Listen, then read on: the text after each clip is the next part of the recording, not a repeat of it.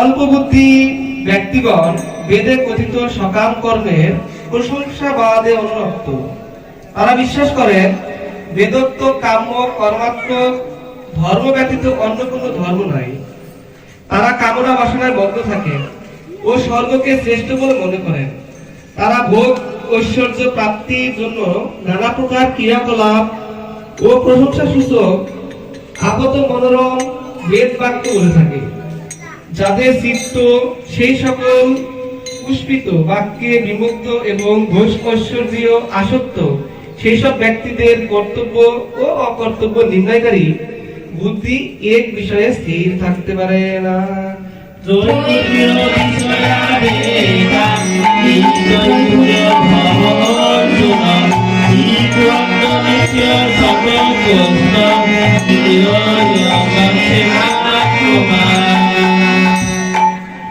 এবার একটু গুরুত্বপূর্ণ কিছু কথা আছে।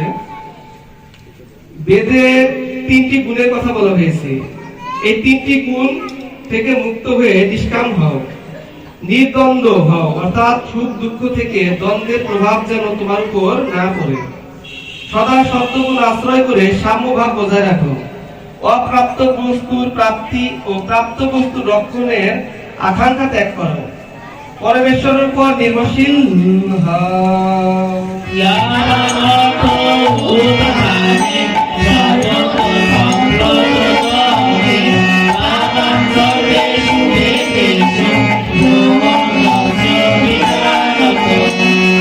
সমস্ত স্থান জলে প্লাবিত হলে লোকের কাছে একটি উপাধি জলাশয়ের তেমন কোনো গুরুত্ব থাকে না। সেরূপ বেদ ও শাস্ত্রের তত্ত্বদর্শী ব্রাহ্মণ এবং ব্রহ্মজ্ঞ পুরুষের কাছ থেকে বেদ সমূহের সেরূপ অর্থাৎ তাদের মন সংসার ও ভোগের কখনোই গুরুত্ব থাকে না।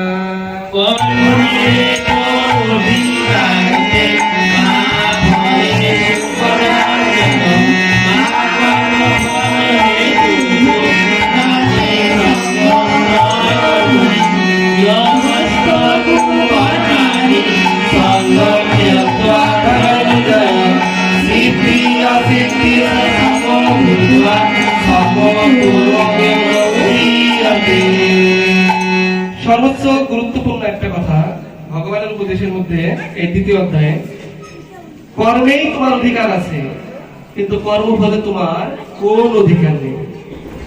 কর্মফল লাভ করাই যেন তোমার কর্মের উদ্দেশ্য না হয়, আবার কর্মের ত্যাগেও যেন তোমার প্রবৃত্তি না হয়। মানে আমি একটা কাজ করলাম, সেই কাজের ফল আমার কখনোই আশা করা উচিত হবে না।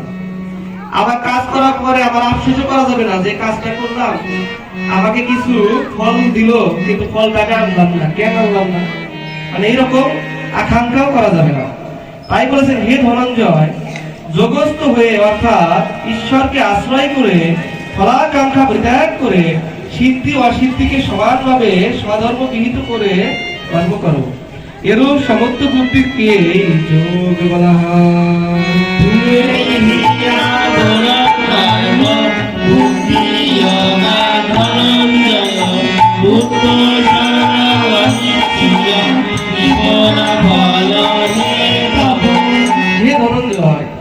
কাম্য কর্ম বুদ্ধিযোগ অপেক্ষা নিরন্তর নিকৃষ্ট।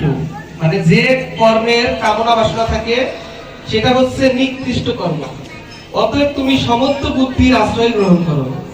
যারা ফলের উদ্দেশ্যে কর্ম করে তারা দীন ও কৃপার পাত্র।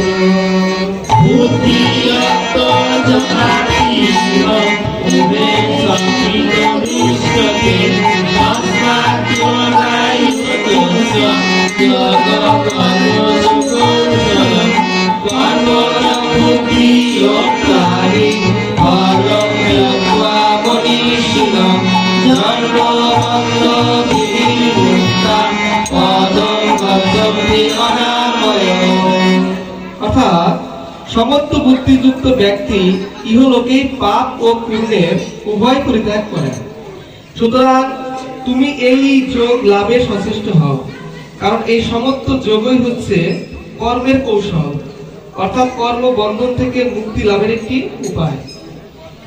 সমস্ত বুদ্ধিযুক্ত জ্ঞানীগণ কর্ম করলেও কর্মজনিত ফলে আবদ্ধ হন না, সুতরাং তারা জন্মরূপ বন্ধন থেকে মুক্ত হয়ে নির্বিকার পরপার লাভ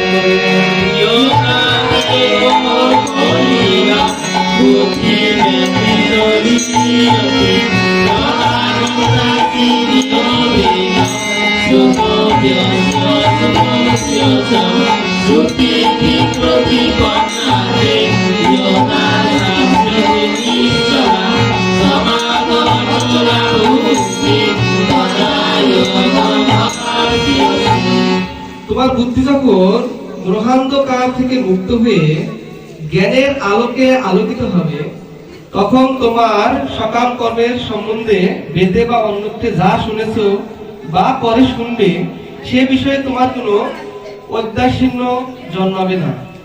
অর্থাৎ ওই সকল আশার কথায় তুমি আকৃষ্ট হবে না। লৌকিক ও বৌদ্ধিক ফল প্রাপ্তির নানাবিধ কথা শুনেও যখন তোমার বুদ্ধি বিভিন্ন দিকে আকৃষ্ট না হয়ে পরমাত্মাতে স্থির হয়ে অচল হয়, তখন তুমি যোগ প্রাপ্ত হবে, অর্থাৎ পরমাত্মার সাথে তোমার নিত্য সংযোগস্থান।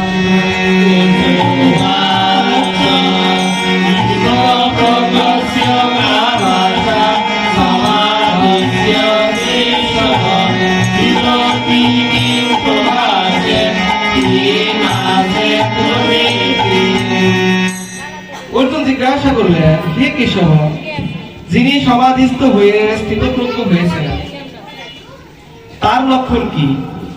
তিনি কিভাবে কথা বলেন, কিরূপে অবস্থান করেন এবং কিভাবে বা চলেন? শ্রী ভগবান